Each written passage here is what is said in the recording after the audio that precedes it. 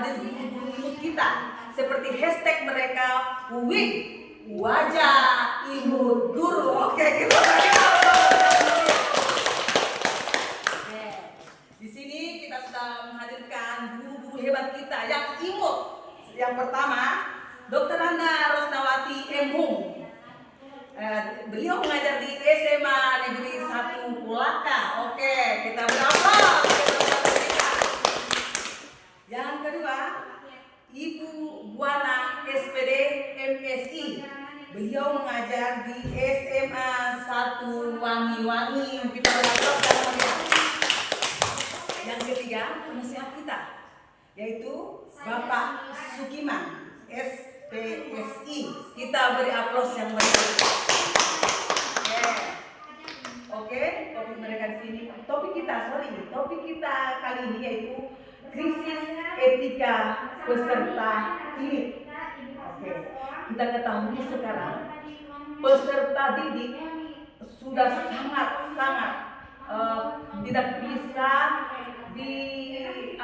tidak bisa ditoleransi lagi apa yang mereka lakukannya, seperti minum minuman keras. Bahkan mereka membawa minuman keras.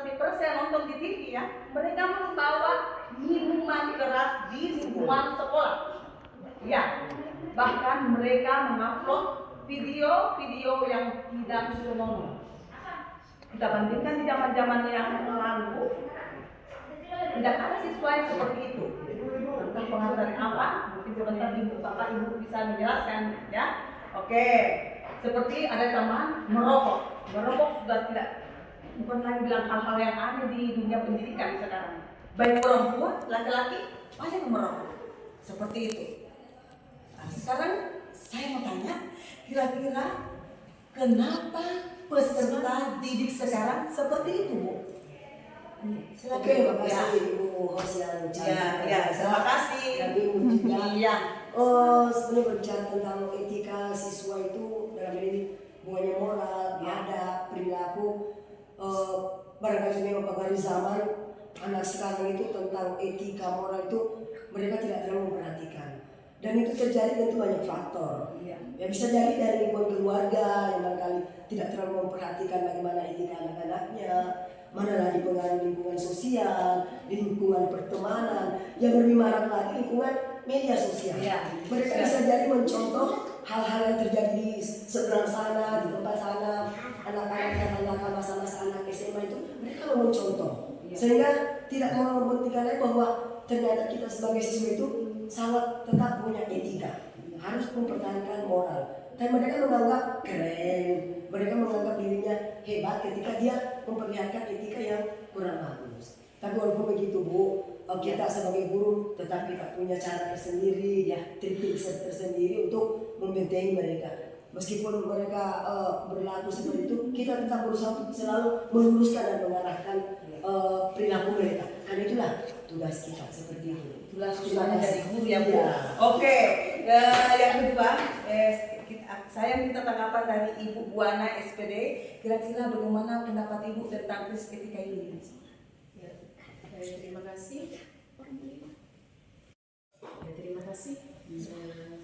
Untuk etika siswa sekarang itu sudah sangat berbeda dengan etika siswa di zaman dulu. Ketika kita masih zaman sekolah.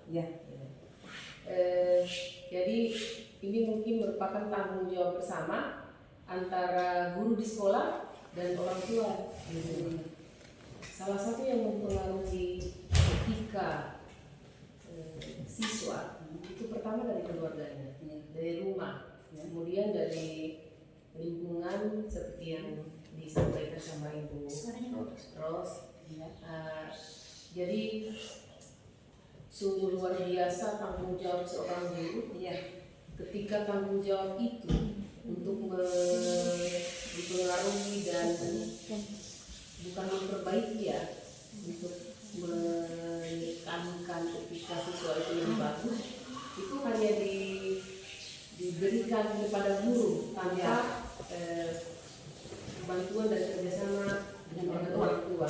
Kemudian hal yang kedua, ini kalau saya mengamati adanya undang-undang perlindungan anak ini agak sedikit mempengaruhi juga Mereka ya. ya, Sekarang kan udah uang yang mereka itu punya undang-undang untuk tetap dilindungi meskipun mereka melakukan hal-hal yang kurang benar. Mungkin itu saja dari ya. Iya, saya mungkin tambahkan sedikit ya. Mungkin undang-undang perlindungan anak ya, yang membuat ini yang akan selamatkan kita. Ya, ini yang akan melindungi kita. Padahal seperti itu. Oke. Mungkin sekarang saya mau tanya sama Bapak penasihat kita, Pak Sukiman, SPSI. Bagaimana pendapat Bapak tentang krisis etika ini, Pak? Baik, terima kasih atas waktu yang diberikan kepada saya. Menurut hemat saya, jadi kenakalan remaja dalam hal ini yang menimbulkan krisis moral atau krisis etika itu, jadi kita juga tidak boleh semata-mata menyalahkan peserta didik. Karena apa? Karena yang mereka lakukan itu tentunya mungkin saja untuk mencari perhatian ketika di tempat lain tidak mendapatkan perhatian, sehingga dengan mungkin dia melakukan hal-hal yang berbeda dengan yang lain, dia mendapatkan perhatian yang lebih dari bapak ibu guru di sekolah. Sehingga kita sebagai guru yang notabene juga mempunyai tugas yang berat untuk bagaimana membuat peserta didik itu mungkin sukses dan lain sebagainya, tentu juga kita harus melihat dari mana peserta didik itu berasal, dari mana lingkungannya, dari mana keluarganya, dilihat keluarganya seperti apa, apakah keluarganya juga memberikan perhatian yang cukup kepada anak-anaknya, dan lingkungannya juga apakah lingkungan tersebut itu cocok untuk peserta didik itu. Nah, itu juga tentunya harus digali, dicari, sehingga kita bisa memberikan sesuatu yang pas kepada peserta didik dalam rangka untuk bagaimana peserta didik itu bisa kembali ke jalan yang benar menurut kita semuanya, seperti itu. Saya kira seperti itu menurut saya. Ya, mungkin juga pengaruh dari faktor keluarga ya, seperti Bapak tadi sampaikan, mungkin kurangnya perhatian dari Bapak atau ibunya, sehingga dia bisa mencari perhatian mungkin di sekolahnya, karena di situ ada gurunya, ada teman-temannya dan lain sebagainya. Oke, sekian pertemuan kita saat ini. Jumpa lagi di pertemuan berikutnya di acara kesayangan kita tentang apa ya. Oke.